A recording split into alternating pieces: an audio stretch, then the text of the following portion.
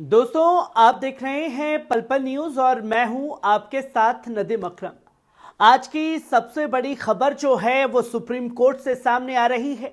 क्या 19 फरवरी को supreme court Modi सरकार के खिलाफ कोई बड़ा फैसला दे सकता है? क्या चुनाव आयोग की नियुक्ति पर संकट मंडरा रहा है? क्या रिटायरमेंट से पहले ही मुख्य चुनाव आयुक्त राजीव कुमार को जेल भेजा जा सकता है? 50,000 नौकरियां दे के थोड़े सामने खड़ा जी। 50,000 नौकरियां हो गई। भगवंत मान जी की जो नई सरकार है ये नई जॉब्स देने में बहुत अव्वल है। ਮੈਨੂੰ ਇਹ ਨੌਕਰੀ ਪੂਰੀ ਮੈਰਿਟ ਦੇ ਆਧਾਰ ਤੇ ਮਿਲੀ ਹੈ, ਕੋਈ ਸਿਫਾਰਿਸ਼ ਨਹੀਂ ਹੋਈ, ਕੰਮ ਪੂਰੇ ਪਾਰਦਰਸ਼ੀ ਢੰਗ ਦੇ ਨਾਲ ਹੋਇਆ। ਪੰਜਾਬ ਸਰਕਾਰ ਦਾ ਬਹੁਤ ਧੰਨਵਾਦ ਕਰਦਾ ਜਿਨ੍ਹਾਂ ਨੇ ਸਾਨੂੰ ਓਪਰਚੁਨਿਟੀ ਲਿਆ ਕੇ ਦਿੱਤੀ। ਮਕੈਨੀਕਲ इंजीनियर्स ਨੂੰ ਵੀ रिक्रूट किया। अब तक 50,000 से अधिक सरकारी नौकरियां युवाओं को प्रदान की जा चुकी हैं। ये है नया पंजाब, ये है रंगला पंजाब। ये तमाम सवाल जो हैं वो लगातार खड़े हो रहे हैं और आखिरकार जानना जरूरी है कि पूरा मामला क्या है, क्यों इतना बड़ा विवाद बन चुका है और क्यों इसे भारतीय लोकतंत्र के लिए बेहद अहम माना जा रहा है। आज की इस रिपोर्ट में हम आपको बताएंगे, पूरी तफसील से समझाएंगे कि कैसे मोदी सरकार चुनाव आयोग को अपने कंट्रोल में लेना चाहती है, क्योंकि हुकूमत को यह लगता है कि वो जो चाहेगी मनमर्जी रवैया अपनाएगी, जिसके खिलाफ अब सुप्रीम कोर्ट ने मोर्चा खोल दिया है। चुनाव आयोग और मोदी सरकार के बीच आखिरकार क्यों जंग छिड़ी हुई है? 19 फरवरी को देश को नया मुख्य चुनाव आयुक्त मिलेगा, लेकिन इसी दिन सुप्रीम कोर्ट में भी एक अहम सुनवाई होगी और सवाल यह है कि क्या सुप्रीम कोर्ट इस नियुक्ति को ही रद्द कर सकता है? और 18 फरवरी को मुख्य चुनाव आयुक्त राजीव कुमार रिटायर हो रहे हैं, लेकिन उनके खिलाफ सुप्रीम कोर्ट में 3 बड़े नोटिस जारी हो चुके हैं, जिसके खिलाफ मोर्चा खोला गया है। अगर उन्होंने सुप्रीम कोर्ट के आदेश का पालन नहीं किया दोस्तों, तो क्या उन पर अवमानना का सुप्रीम कोर्ट के जरिए मुकदमा चलाया जा सकता है और इस अवमानना के चलते क्या उन्हें जेल भेजा जा सकता है? अब सबसे बड़ा सवाल यह है कि ये 3 बड़े नोटिस क्या हैं और क्या ये मोदी सरकार और चुनाव आयोग को मुश्किल में डाल सकते हैं? क्योंकि पर्दा डालने का काम तो चुनाव आयोग मोदी सरकार दोनों एक दूसरे का करते रहते हैं। पहला नोटिस था पोलिंग बूथ पर वोटर्स की संख्या क्यों बढ़ाई गई। सुप्रीम कोर्ट ने चुनाव आयोग से सीधा सवाल किया है। झारखंड और महाराष्ट्र में पोलिंग बूथ पर वोटर्स की संख्या 1200 से बढ़कर 1500 क्यों कर दी गई? और दूसरा सवाल यह कि जब जनगणना नहीं हुई, जब कोई नई रिपोर्ट नहीं आई, तो आखिर कैसे अचानक वोटिंग लिस्ट में इतनी बड़ी बढ़ोतरी कर दी गई आप लोगों के जरिए?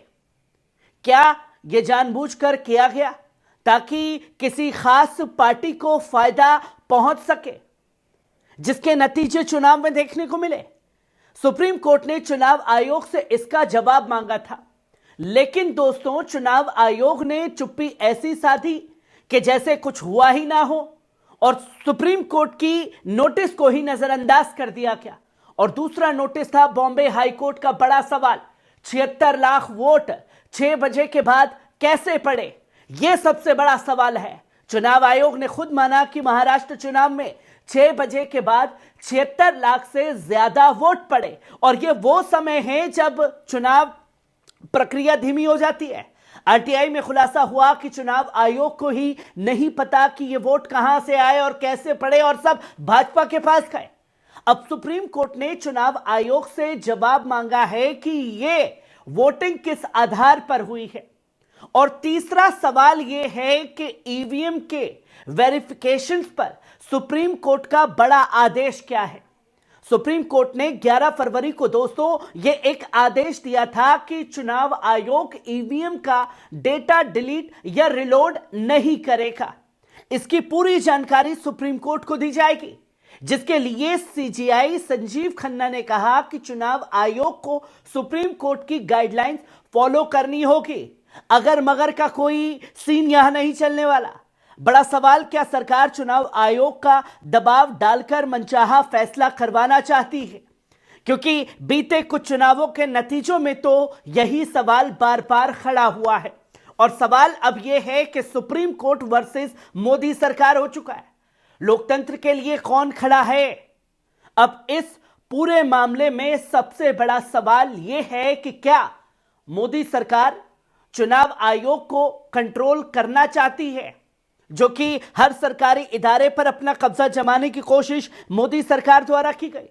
सुप्रीम कोर्ट क्या इस पर रोक लगाएगा? क्योंकि 2023 में सुप्रीम कोर्ट ने यह फैसला सुनाया था कि चुनाव आयोग की नियुक्ति एक निष्पक्ष पैनल द्वारा होगी, जिसमें सीजीआई मुख्य न्यायाधीश भी शामिल होंगे। पर सीजीआई को ही दरकिनार कर दिया गया। लेकिन मोदी सरकार ने रातों रात ऑर्डिनेंस लाकर इस फैसले को पलट दिया। अब सुप्रीम कोर्ट में इसी बात पर सुनवाई हो रही है कि मोदी सरकार का यह कदम गैर कानूनी है या नहीं है। जब सुप्रीम कोर्ट ने ऑर्डर दिया तो आप सर्वोसर्वा या माय लॉर्ड कैसे बन करके सीजीआई को ही दरकिनार कर सकते हैं? क्योंकि राहुल गांधी का बड़ा बयान भी सामने आया, इस मीटिंग में जाने का कोई फायदा नहीं है। राहुल गांधी ने साफ कह दिया कि वे उस बैठक में हिस्सा नहीं लेंगे जहां प्रधानमंत्री और मंत्री खुद मनचाहा फैसला सुनाएंगे, जिल्ले इलाही की तरह अपने फरमान जारी करेंगे। अगर सुप्रीम कोर्ट 19 फरवरी को फैसला पलटता है तो क्या मुख्य चुनाव आयुक्त की नियुक्ति भी रद्द हो जाएगी? अगर ऐसा हुआ दोस्तों, तो यह भारतीय लोकतंत्र में एक ऐतिहासिक फैसला होगा कि कैसे मनमाना रवैया चुनाव आयोग और केंद्र की मोदी सरकार द्वारा अपनाया जाता है। क्या सुप्रीम कोर्ट मोदी सरकार को बड़ा झटका देगा? क्या मुख्य चुनाव आयुक्त की नियुक्ति रद्द होगी?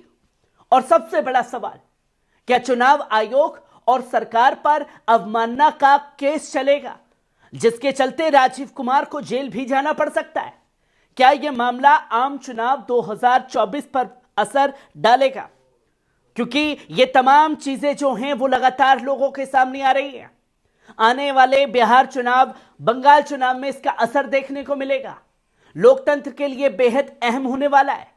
क्या सरकार की मनमानी जारी रहेगी या फिर सुप्रीम कोर्ट संविधान की रक्षा करने में कामयाब हो पाएगा? आपका इस पूरे मामले पर क्या ख्याल है? अपनी राय कमेंट करें, पल पल न्यूज को सब्सक्राइब करें और जाते जाते चैनल को ज्वाइन करना ना भूलें और बेल आइकॉन दबाना ना भूलें।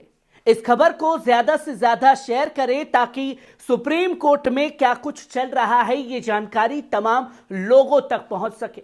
कैसी लगी खबर? कमेंट बॉक्स में आकर के अपनी राय जरूर दीजिएगा। शुक्रिया।